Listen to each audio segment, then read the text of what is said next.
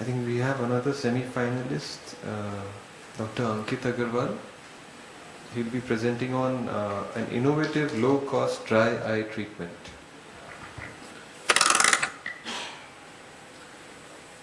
I would like to thank AIOS for selecting my paper for semi-finals. The topic is innovative low-cost dry eye treatment. So dry eye is defined as a dysfunction of lacrimal functional unit, an integrated system comprising of lacrimal glands, ocular surface, lids, sensory and motor nerves and connective. The most common type of dry eye in India is MGD type, which is associated with diabetes, poor hygiene, and the climate, which is very humid, dusty here. The treatment modalities for dry eye include the topical lubricants like carboxyl-cellulose, anti-inflammatory agents like cyclosporine and steroids. Now, various device-based therapies have come up in recent years to treat dry eye. The two main devices which are available in the market are intense pulsed therapy, that is IPL, and the one which uses heating and expression, that is LipiFlow. However, these devices are very costly and are therefore very unaffordable for patients as well as doctors. Keeping this in mind, we have designed an innovative approach to treat dry eye, wherein a low-cost device is used with similar effect to LipiFlow. The purpose of this study is to describe an innovative low-cost dry eye therapy system as compared to a much costlier alternative available in the market. The study was performed at AIOCMT hospital in North India, situated in an urban setting. The therapy protocol was designed wherein a low-cost heater-cum-massager costing about Rs 10,000, commercially available on Amazon, was used to treat dry eye disease caused due to meibomian gland dysfunction. A data of 59 patients aged between 43 and 59 years old was collected.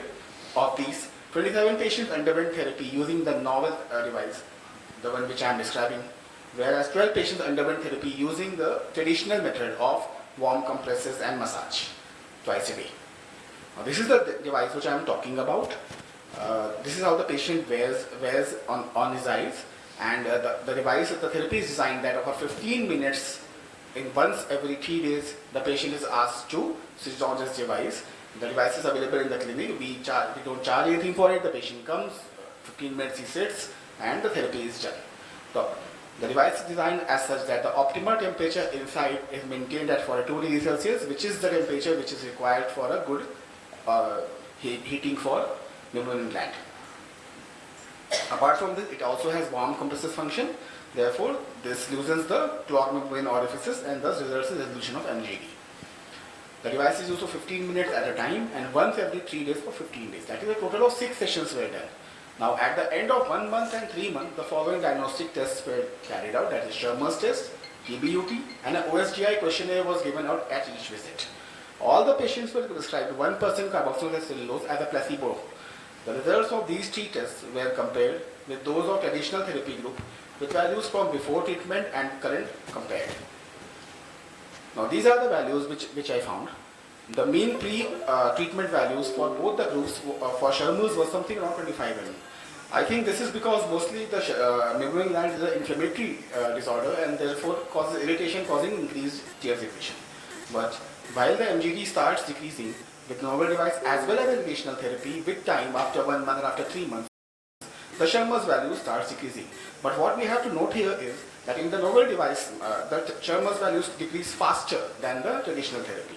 However, at the end of 3 months with continuous therapy, both the values remain almost similar. Same happens with T-BUT. The T-BUT is very low in the beginning, but as the therapy continues, it increases and goes to approximately normal level of 10 seconds. The patients in both were also symptomatically much better from before, as shown by OSGI. The conclusion was that this innovative solution is a low-cost dry eye treatment alternative to devices which are available commercially and thus makes the therapy accessible to a majority of doctors and patients who otherwise would not be able to afford to buy them or pay for their therapy respectively due to financial constraints. Thank you.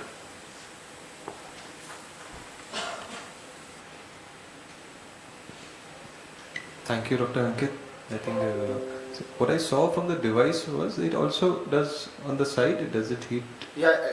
Is it around or on the lids? Where does it? It heats in this area only. The side is covered basically, okay, so that the heat does not escape. So it's directly on the lid. Directly on the lids and this pro margin here from here. Okay. Okay. So I think it tells us that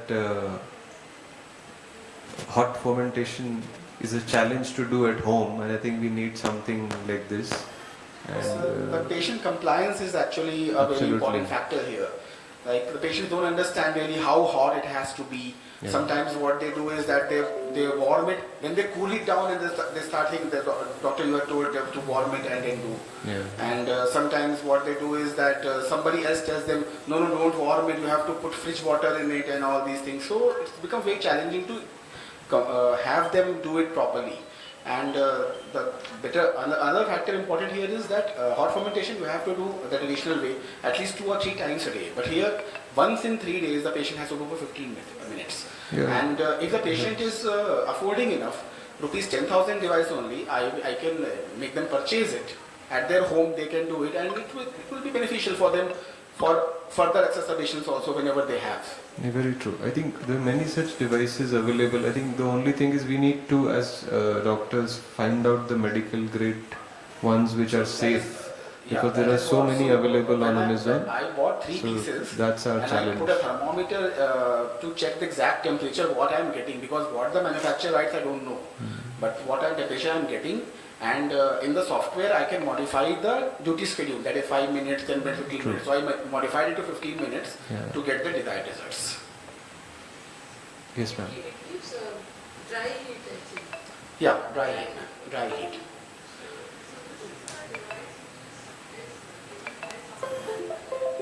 No. It's not my device. It is available commercially on Amazon. It is available for 10,000 rupees commercially. You can buy right now. You can also buy this available.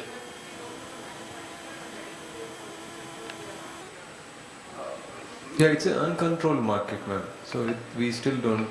And I think if it's medical grade, it will be more expensive. It will right automatically go 10 times the rate of now. Yeah, so that's why I think that's why we have LipiFlow, which costs 32 lakhs. Which is just a glorified eye massager.